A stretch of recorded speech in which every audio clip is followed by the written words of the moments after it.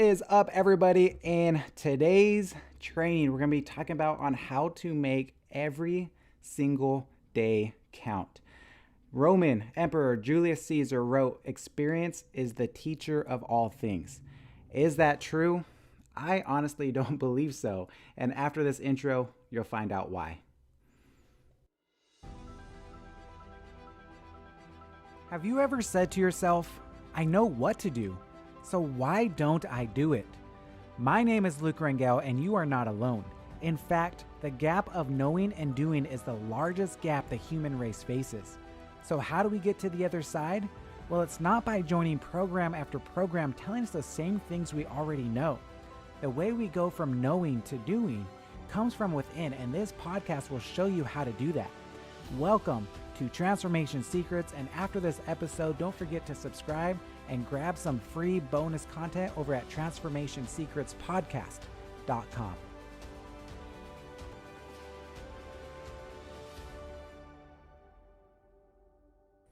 Hey, what up, everybody? Welcome back.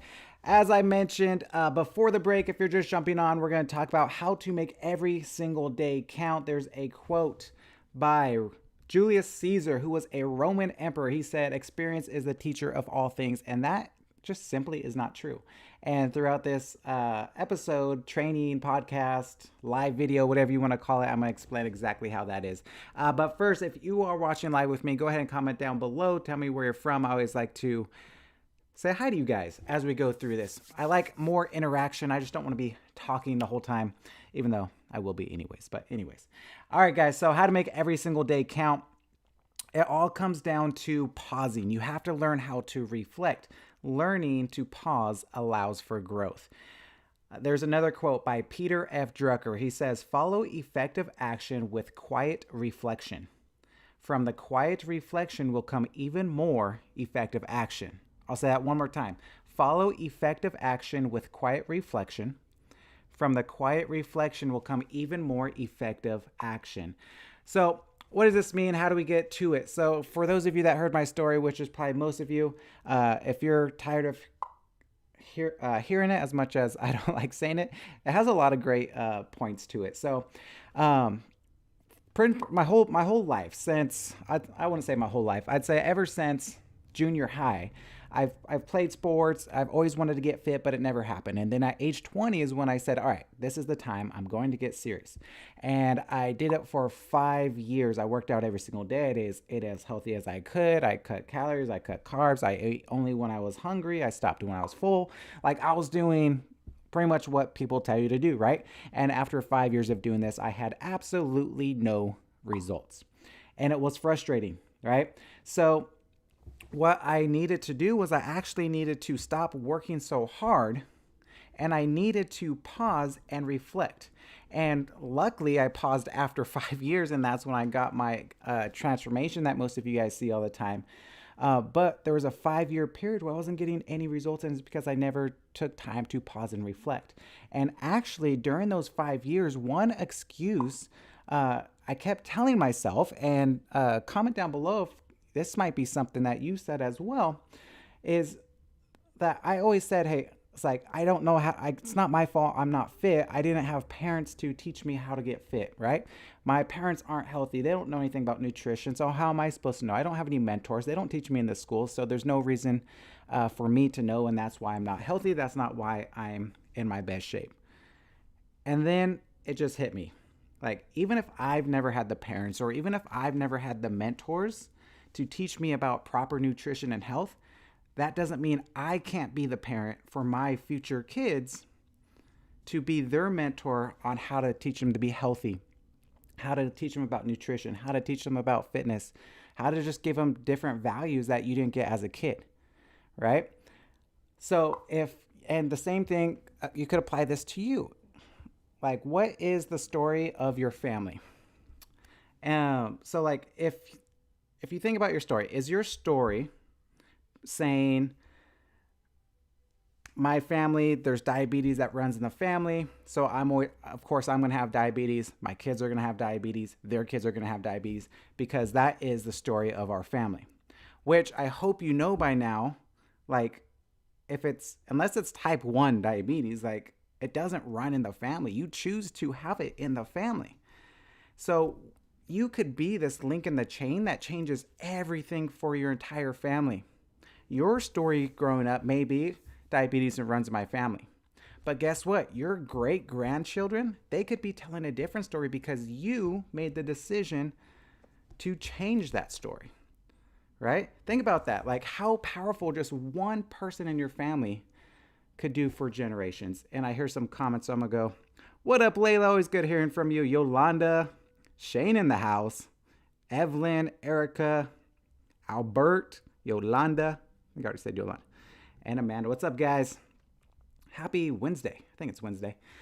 So what is the story that you're telling yourself? Is it the same story I told myself? Because if it is, I could promise you that you could be the one to change your entire family history just based on one decision. That's all it takes. You guys always hear me say, I'll probably say it at the end of this video, you're always one decision away from changing your life. And you are. You could relate that to health and fitness. You could relate that to finances. You could relate that to your faith, whatever you want to relate it to. But you are literally one decision away from changing your life. That's the amazing thing about being a human being. So how do we change, or pretty much not how do we change, how do we reflect? How do we cause for pausing to reflect? So there's the power of pausing, and there's 3 things that we're going to cover. So the first one is reflection turns experience into insight. So if you're taking notes or if you're watching this later, number 1 is reflection turns experience into insight. And as I mentioned in the intro and right after the intro, there's the Roman Emperor Julius Caesar who wrote, "Experience is the teacher of all things." And I used to be a believer of this. Like this was like my biggest teacher. I always told myself and told other people, you just have to go through, have the experience and then learn from the experience. But when I look back at it now, if this was true, then why did it take me 5 years of experience to change? I kept making the same mistake over and over and over and over again for 5 years. And then when I started coaching and training as a professional, my clients kept making the same exact mistakes over and over again. They would make a mistake, I would tell them how to correct it, and then they still go and make the mistake, sometimes for years. So this is the new quote. Instead of experience is the teacher of all things, we should change that to evaluated experience is the teacher of all things, right? You have to actually sit down, reflect on the experience that you had for it to actually change. There's a joke that experience is a hard teacher because it gives the test first and the lesson afterwards, which is true. But again, only if we take the time to reflect on that experience.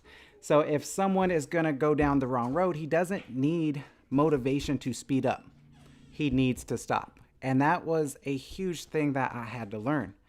How many of you right now, you might be in the plateau of losing weight. You might be struggling really hard. And you might be telling yourself, I just need motivation to push harder. No, sometimes you don't. Most of the times you don't. You don't need motivation to push harder to keep making mistakes. You need to stop, reflect on what you're doing, and then make the proper adjustments to make the changes that you want to make. And I hope that makes sense. So that's number 1, is reflection turns experience into insight. Number 2, everyone needs a place to reflect. So most people are extremely busy, right? I don't think I've ever met someone that said they aren't busy. It doesn't matter if they only work 2 hours a day. They say they're really busy. And then you meet people who work 15 hours a day and they say they're extremely busy, right? Everybody's extremely busy, going from one appointment to the next, from one task to the other. And along the way, we have certain experiences that are life markers. So they go to a place or a part of an event or meet a person that in some way marks them for life because something important happened. So often, as I was just saying, we go to these places and something important happens. And often these markers identify a time of transition, a time of change, or a time of transformation. So you might meet someone and they could dramatically change your life, or you're listening to audio or reading a book, and there's something that just hits you for like change or transition something. If we don't take time to pause and reflect on it, we can miss the significance of all those events. And that happens so often. Like, how many times have, like, you just forget, like, I forget something all the time. Or there's something that you go to, I don't know if you guys go to events like personal development events or something, you leave, you're extremely motivated, and then you do nothing, right? Or you do something for a week and then you stop. It's because you didn't take time to actually sit down, reflect on what you learned, how you're going to implement in your life, create the habits that you need for change. And then, so reflection allows those experiences to move from being life markers to life makers. Set a time in your calendar each day just for 10 to 15 minutes to reflect. You should do that every single day. And then number 3, when you take time to pause, use your eyes, not these eyes, the letter I's. So the first I, there's 4 of them. The first I is investigation. So the scientist Galileo, he says, all truths are easy to understand once they are discovered. The point is to discover them, which takes investigation. So pause, it means more than just slowing down to smell the roses. It means stopping and really actually figuring them out. That generally requires a person to ask questions, which at the end of this, I'm going to give a few questions you could ask yourself at the end of the day to really just cause yourself to reflect. And then, so the first I is investigation. The second I is incubation.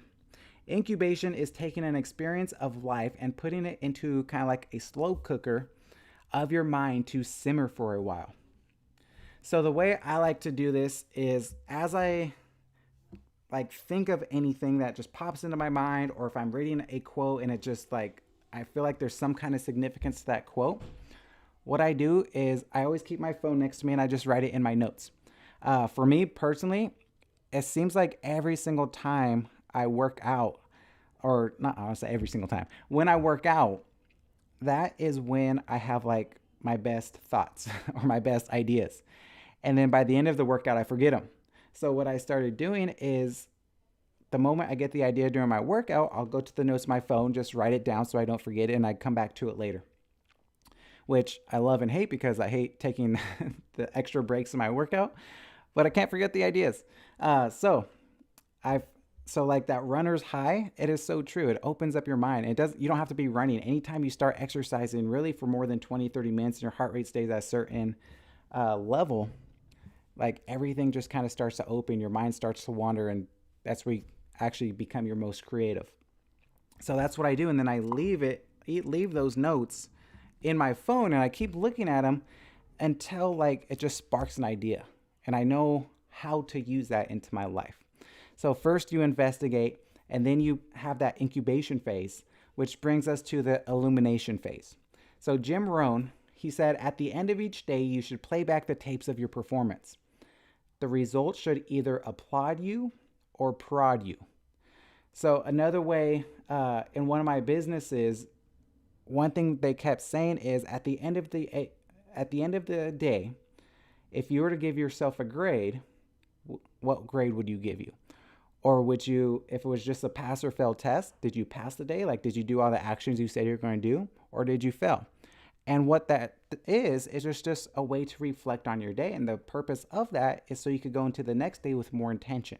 Or if you did great, you could applaud yourself, do a little bit reward, so you keep doing that over and over again. So illumination are pretty much kind of like your aha moments. So it's just like an experience, sudden realization, or insight. Most times you find this experience only after you spend time doing the first 2 I's. You spend time investigating the idea and then allowing to incubate over time. And then you come into that illumination phase. And so I'd say my biggest kind of aha moment, going back to my 5 years of complete failure, was when I finally, at the end of 5 years, when I finally started to reflect on my journey and knowing, like, I'll just kind of go through my thoughts. I'm like, okay, I work out 5 to 6 days a week. And literally at this time, I don't think I ever missed a workout. I'm Like I loved working out. So I was okay for 5 years. I worked out at least 5 days a week, every single week for 5 years. So I don't need to change that. So I don't need to work out harder. I already work out hard. Um, I don't need extra motivation. I don't need discipline. Really, the only thing that came to my mind was nutrition. And I just kept telling myself, I was like, I know the basics of nutrition, but I don't really know nutrition, right? Like I know how to not gain weight, but I don't really know how to get the goals that I personally wanted, which was to have a six pack at the time, right? What 25-year-old young male doesn't want that? And so that's from that reflection. I studied the people who had the nutrition, all that stuff, and I saw that it was kind of the same stuff that I already ate. So then I thought even more. I was like, okay, maybe it's not so much the nutrition because I know, like, it's chicken. Like, I eat chicken. It's protein shakes. I could have protein shakes. Like, what else do I need to do? And nowhere in there that said, but it was just the habits of my life. I needed to start changing who I was as a person. And I don't know where this came from when I was 25 years old. I definitely never did personal development there or read a book or anything about that. But for some reason, my mind was telling me, like, don't focus on what you need to do. Focus on who you need to become. And that was my big aha moment after 5 years of investigating, after 5 years of incubation. I finally had that aha moment of like, I need to stop being me and start being that fit person with abs before I have it so I could become that person. And so that's exactly what I did. I imagined every single day I woke up, I imagined I already had the dream body in my head. Like, I have abs. Okay. I woke up, I have abs, even though I didn't. I was really flabby. And I told myself, okay, now that I have abs, what does my morning look like? And I did that morning routine. What would this person eat for breakfast? And I ate like that for breakfast. And then I would get a craving to go to In-N-Out or some fast food restaurant or have extra dessert. And I'm like, okay, I have abs right now. Is that what I would do? And the answer was no. So I actually became that person before I had the result. And that was my big aha moment. And so, again, investigation, incubation, and illumination. Now, at the end of each day, here are some reflection questions that I always try to ask myself as often as possible. Of course, I don't do it every single day. It's great if you can, but I want to give them to you guys so you could ask yourselves the same questions. And it's just an easy way to start the reflection process. Number one is, what did I learn today? So you just ask yourself at the end of the day, like, what did I learn today? Because we learn stuff every single day. It's just if we process it or not. How can I apply what I learned today? How can I pass on what I learned today? So those are the three keys to learning something. Is one, you have to figure out what you learned. Number two is you actually have to start applying it.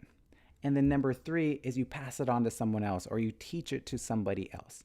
One of the reasons why I do all of these live videos and I teach you guys is it's because I want to learn it even better. And the best way to learn something is to teach something. I promise you, when it came to nutrition, even though I got certified, even though I did all this stuff in the nutrition, it was still extremely vague in my mind. But once I started teaching it to people, it just became crystal clear. Of course, I don't know everything about nutrition, but I know enough to not die at an early age, right? And so the other purpose of this is I know, I don't have the capacity to do 100% of everything on my to-do list every single day. The best thing that I started doing, and I honestly just started doing it this year, was I set 3 priorities and I order them on the most priority, prioritic. My biggest priority is number 1, second priority number 2, third is number 3, and the way number 1, the reason it's number 1 is because I get the most return of value for my time. And So if I don't get the number 2 or number 3, at least I was working on the one task that's going to give me the most return. And so when I reflect and I ask myself these questions, I could see where I could improve the next day. Maybe I wasn't as intentional as I could have been, or maybe I got way too distracted. I started scrolling on Facebook or whatever it may be. And so I know the next day not to do that. So every single morning I start with my priorities, and then every single night I end with my reflection. How can I improve for the next day? And those 3 questions will help you as they do me. Just kind of make each day count to your best ability. So what did I learn today? How can I apply what I learned today? And how can I pass on what I learned today? Just start asking yourself those few questions, and I promise you, your days are going to be a lot more effective, and you're going to get a lot more done. And this time in 2022, because it's going to be here before we know it, we already know that. January is almost halfway over. You're going to be so much farther ahead than you are today, and you're not even going to realize it. It's absolutely amazing what could happen just with a little bit of reflection could happen. Yolanda's best thoughts come in the shower, if anybody wants to know. Awesome, guys. So hopefully that brought you some value. If it did, you could always go to transformationsecretspodcast.com, and there's always just more value in there. If you're not in our Facebook group, join our Facebook group. Our goal is to always give more free value than you've ever paid for any other program. All right, guys, have a wonderful Wednesday, and always remember, you are only one decision away from changing your life.